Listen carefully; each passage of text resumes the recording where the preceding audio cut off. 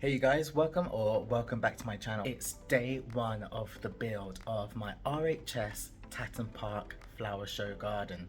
So let's get straight into it. Okay, so I've just arrived at Tatton Park and the taxi driver refused to enter, which is pretty standard. So now I've got another 10 to 15 minute walk just to get to the site entrance.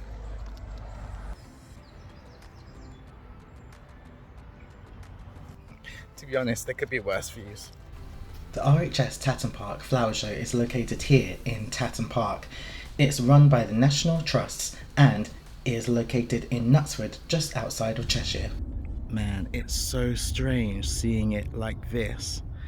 In about 2 weeks' time, this will be one giant car park. But it just goes to show how resilient nature is. Like, this whole place ends up getting flattened with all the cars and stuff on it. But, you know, it all just bounces right back. It's incredible. And this is probably why. And there are the walking fertilizers. There's just over 1,000 acres of parkland here. And all sorts of beasts traverse the park grounds. So if you choose to do one of the walking trails, you'll come across one of these guys. Not me interrupting his breakfast. Well, I don't want to be at the end of his horn, so let me just mind my business.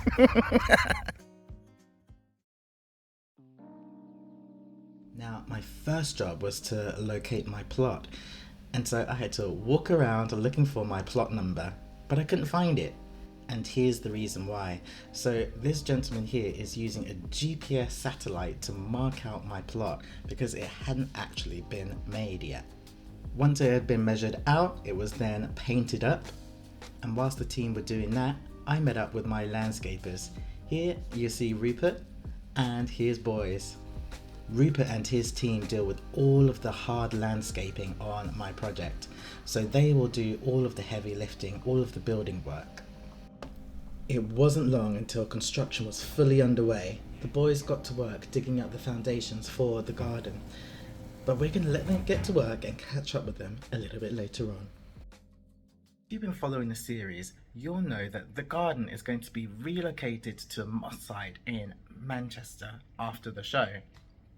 This community is really transient, and there happens to be a high population of refugees in and around Moss Side. So I wanted to do a little bit of investigating and find out how a local charity has worked together with a community of refugees in a hotel near Manchester Airport. I took the tram from the city centre all the way to Manchester Airport. Now, I can't give the exact location of this hotel. However, I am deeply honoured to have been invited by the charity group Take Action Together, who invited me to the opening of their brand new Khore Garden. At first, the garden looked like this, and they've managed to transform it into a beautiful oasis. The planting is completely varied, from herbs to veg to beautiful perennials. There's something for everybody in this garden. But the question is, why did the charity feel the need to create a garden like this here at the airport? The residents of this hotel are actually asylum seekers. There could be families here of 4 to 6 people living in one shared room. The asylum process here in the UK isn't always quick, and some of these families have been living in one room for up to 19 months. As you could probably imagine, having a whole family in one room for 19 months can be a pretty traumatic experience.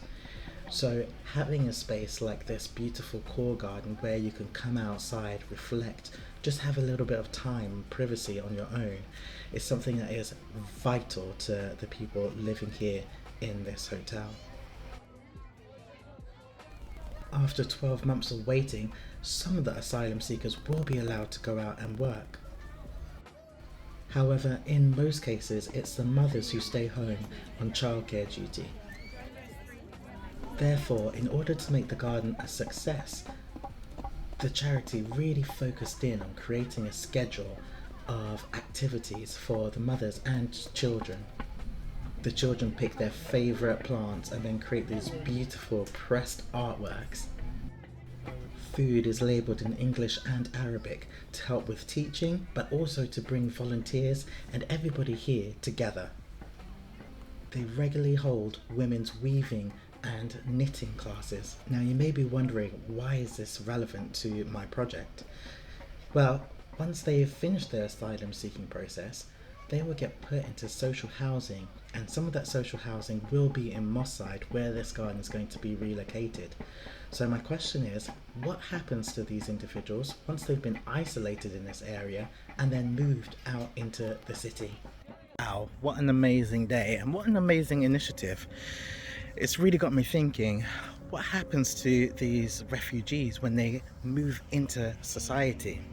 If I'm going to be moving this garden here to Moss Side, I really need to think about how I'm going to incorporate some of the lessons that I've learned here today into the garden when it's relocated. It's another reminder to me that this is more than just some show garden.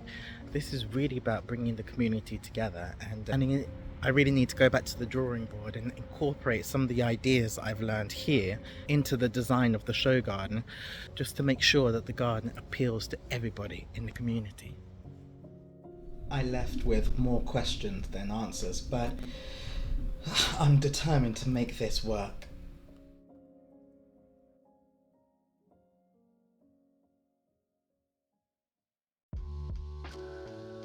Let's take a closer look at the plans for the show garden.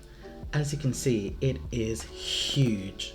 The garden will take up one entire block at the show. And as we discussed before, there's a 40-meter pathway, and then there are several show gardens at the side. Each one will be designed by a different garden designer. Let's head back to Tatton Park and find out what's going on. The boys have done so much work on day one, and they're pretty much the last boys standing. Let's check out their handiwork and see what they've got up to. It's the entrance of the garden. This will be a show garden. That's another show garden. There's going to be a 6-foot fence all the way down that side. This here is an exit, and then another show garden, completely fenced. This section is completely fenced. Another show garden, but there's going to be a fence there, show garden, fence there, and all the way down here, and this will be an exit.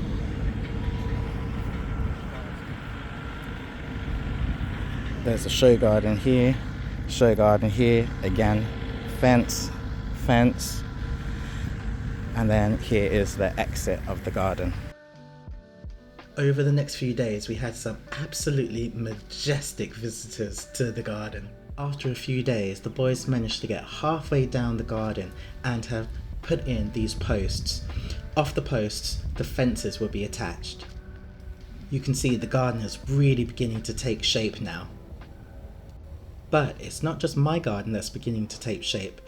The whole show is now moving at a really rapid pace.